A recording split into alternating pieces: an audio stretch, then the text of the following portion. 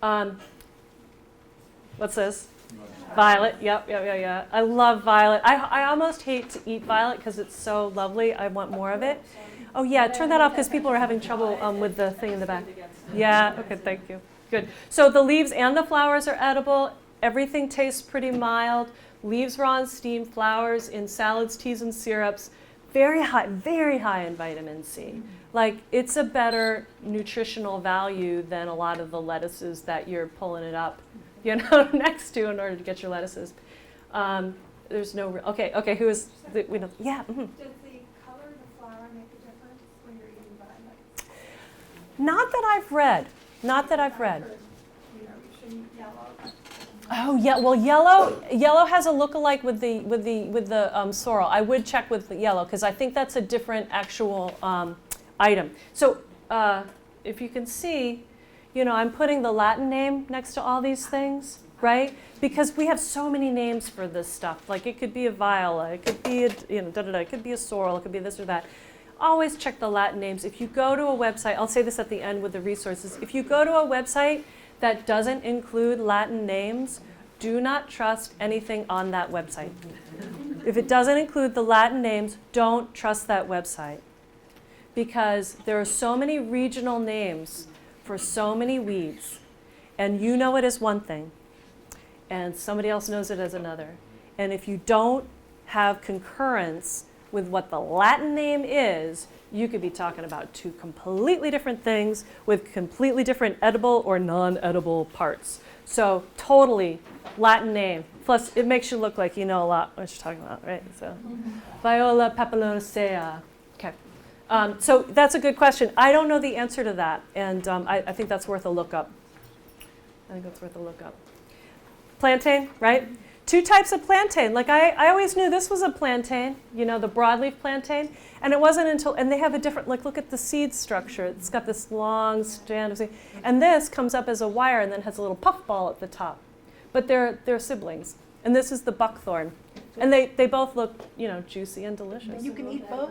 You can eat both. Yeah. And it's funny because some lawns, like let's face it, this is really a lawn ornament. Some lawns have mostly Plantago major, and some have the lanceola. So it's just like what went to seed and keeps going to seed, But some lawns like mine are blessed with both. Early spring is the time to eat this. It's a mild bitter. I think the texture is a little tough. So, you want to like cut across the grain because they're like good veins running down there. So if you cut across the veins, it'll lighten it up. Just kind of like when you're cutting into a steak, you cut across the, blanched or boiled, soup, salads, teas. I've never tried it as a tea. I saw that and I was like, okay, well, I'll include it in the slides, but I've never tried it. And you can juice it. I kind of think of plantain as somewhat of a survival food. It's got some high nourishment and stuff like that, but it can be a little tough and chewy anytime after very early spring, right when it starts up. There are some cases of contact dermatitis. It doesn't happen to me. I don't know if it happens to other folks. Does anybody have any contact dermatitis, any skin issues with plantain? I've had the opposite with plantain. I would chew on the leaf and put it on a piece. Right, yeah, me too. But it might be that, what's that? It's a vulnerary. It is a vulnerary, yeah. So I was like, okay, but when there's a caution, I'll put it in just because it's not true of me doesn't mean it's not true of everybody. But yeah, that's a long-term use of plantain is if you've got a bee sting, if you've got an insect sting, stinging nettle, anything like that, you just chew up a little plantain until it gets all mushy and then put it right on the area of your skin that's hurting and it'll soothe it and heal it up.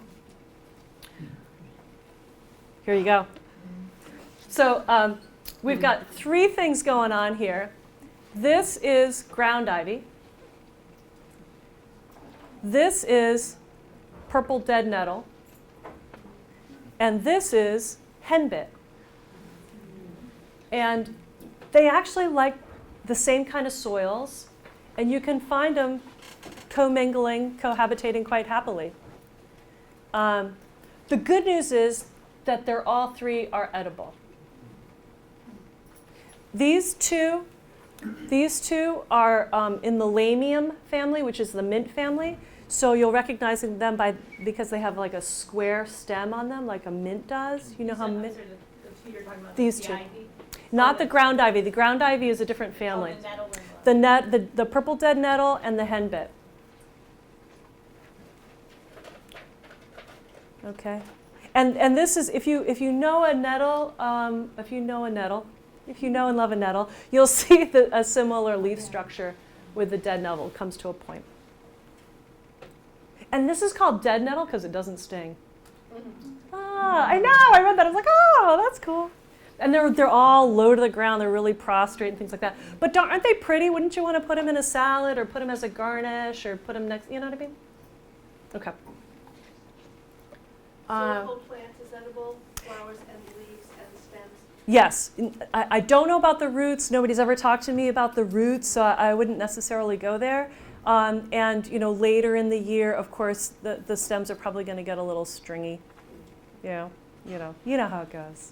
So young leaves, stems, the tops that are all kind of nice, what the deers eat. Eat what the deers eat. They eat the top, little yummy bits, right? These are mild bitters, all of them. So they'll have just a little, so again, if you eat a bowl full, it's going to taste bitter. If you just put a little bit in your salads and things like that, it'll be fine. Raw or cooked, you can put them in teas. The tea that I had a little bit of that got supped up quickly was the stinging nettle. It was not the dead nettle, just because I didn't dry any out from last year. Ground ivy, to get back to your question, ground ivy is edible in smaller amounts, so not a big bowl, raw or cooked. It's slightly more aromatic, so it's going to have a little stronger of an impact on your body and on your system, so you want to just kind of not go overboard. Vitamins, iron, and antioxidants. And those three kind of are the three that look like each other. So there's not a lot of poisonous lookalikes that, or difficult lookalikes. I would say eat less of this than these two. Mint, not all mints, not everything that's elamium is edible, but these two are quite edible.